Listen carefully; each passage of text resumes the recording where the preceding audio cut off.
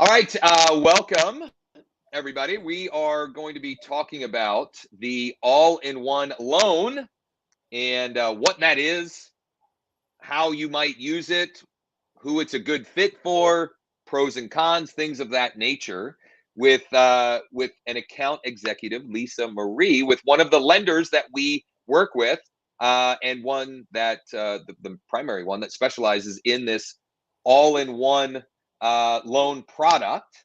I've had, in talking about this with some of my my realtor partners and my organization earlier today, there's a lot of curiosity around what is it, how does this work, and who it might be a good fit for.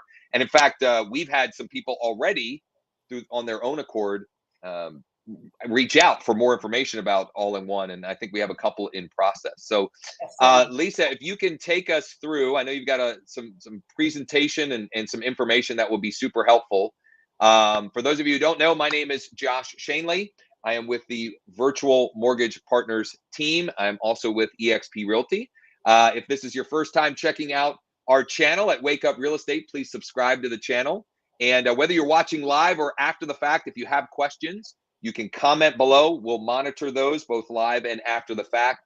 And if you want to explore our co-marketing platform and how we're working together with realtors to bring back warm referrals, that link is scrolling below. Lisa Marie, I should have mentioned how you share your screen. Are you familiar with how, if you go to present, present, okay, you're good. You're good. If you want to add your screen, I'll get it added up here, and we can dive right in. All right, let me see if I can grab my presentation. All righty, do you see this one to share? So I don't think your screen isn't added to the stream. So there's a present button. Yep. At the bottom. If you hit that and go share screen, then you should be able to choose if you want to share your entire desktop or just the presentation. There we go. Beautiful. Perfect. Great. And I'm gonna there it is. If I can pop it onto the slideshow though, because that'll be easier. Okay. Just let me know if you're seeing just one current slide now. Perfect. Yep, we're good to go. Okay. It looks great. Fantastic. Okay. So the all-in-one by definition is a first position, principal paid first HELOC. People are generally used to a second position HELOC in which you keep your first fully amortized loan and you add a second. This is just a first position. There is no subordinate financing permitted. And this combines your mortgage and a checking account. It combines home financing and personal banking. Beautiful. Generally, as consumers, it makes us feel comfortable to have some money in our checking account, right? We get our payroll deposits and we let them sit there, and then we write our checks out to pay for our debts as needed, weekly or monthly, our annual taxes. So we have a little bit of a buffer sitting in our checking account to pay our debts. This money that's sitting in the checking account isn't working for us. It's just sitting there waiting to be used. Right. So the all-in-one is a mortgage and a bank account. They're tied to each other. The interest is computed nightly on the mortgage. So the longer you can keep the balance lower, the less interest accrues. Every deposit that's made into that checking account immediately goes to the mortgage to reduce the balance, therefore reducing the interest that's paid on it. The all-in-one is not subject to TRID, but it is subject to RESPA. It's, again, a principal paid first, non-amortized interest-only loan. It is old school, no LE, no CD. It's a fee sheet and a HUD. And the loan officers do have to be certified so you can feel confident when you're offering the product that you know what you're talking about. Okay. It is a 30-year line of credit. So again, slightly different from a second position HELOC, in which that's typically a 10-year access. So the borrower has access to this line for 30 years. To qualify the borrower, we use the fully indexed rate amortized over 30 years. But again, it's an interest-only minimum payment.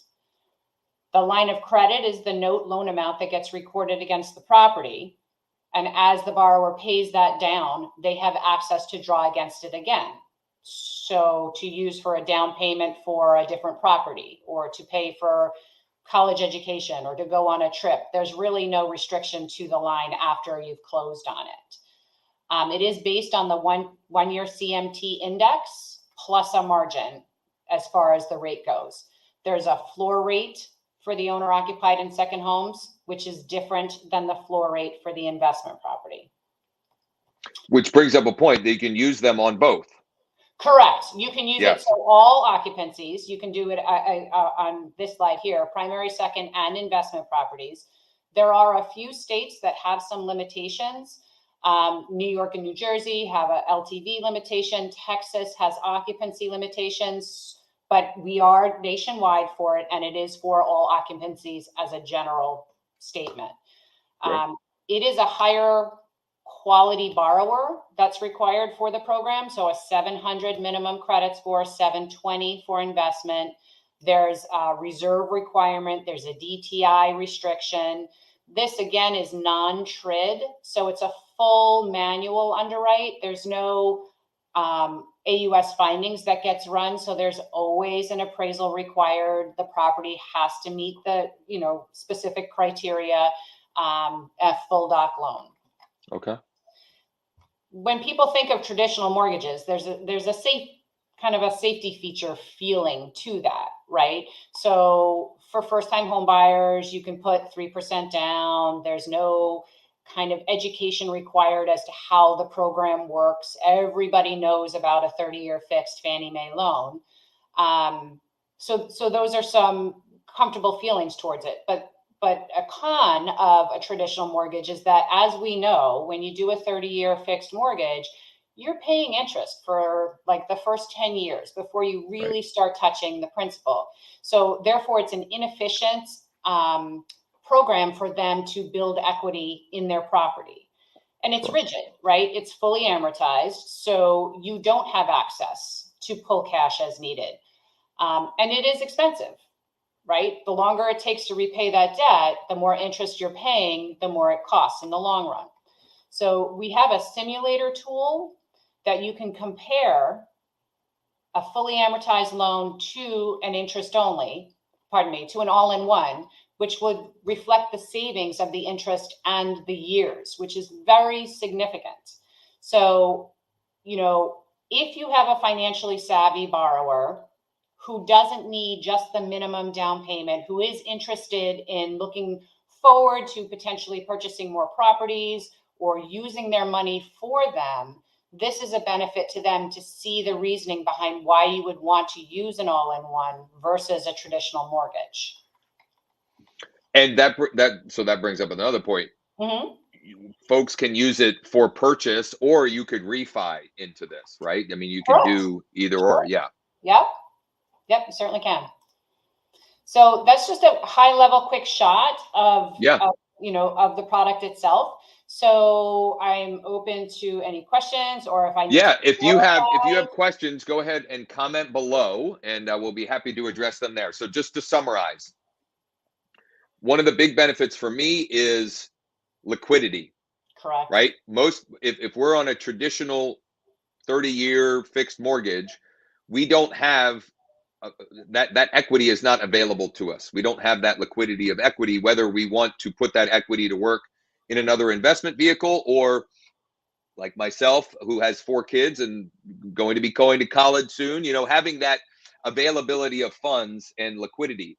You're taking advantage, in a 30-year scenario, compounding interest is kind of working against you, whereas you're taking that and putting it in your favor with something like this. I think for a lot of folks, as you mentioned, it's changing your thinking about the way that you finance a property and getting outside the box of the normal way of thinking. Grandma and grandpa had this type of 30-year conventional loan, and that's what my parents had. But there's so many advantages to this. To summarize again, for it being a primary residence, minimum 700 credit score, a second or investment, minimum 720, It's a full doc. It's amortized over 30 years. No. No, Oh, yeah, it's not amortized. The draw line is over 30 years. Correct. See, this is good. So it clarifies for myself. The draw line is over 30 years. And essentially, you know, when I had some folks asking this morning in my my agent sales huddle, they were asking, well, you know, what is it? And I said, you're essentially turning your home into your bank account. Like you're turning your home into your bank. And that may not be the ideal or perfect way of thinking of it, but on some level, that's what you're doing. And having that flexibility, liquidity, and ability to do that. In your experience, what's not? I mean, you briefly had some pros and cons there, but what would be against it? I mean, obviously, you have to have enough down. If you're using it as a purchase, you have to have enough down payment to do it. Are there any other scenarios where it doesn't make it as much sense? Well, again, it's for somebody who wants their money to work for them. Yeah. Right. So if you're a first-time home buyer and if you've never had a big mortgage payment to make before and you're kind of living paycheck to paycheck, this is not a good conduit for them. So maybe they purchase their first house as a 5% down conventional, and then years later they refinance into the all-in-one once they're stable in their profession and they've had some savings built up and they know what they want to do. Yeah. Right. Yep.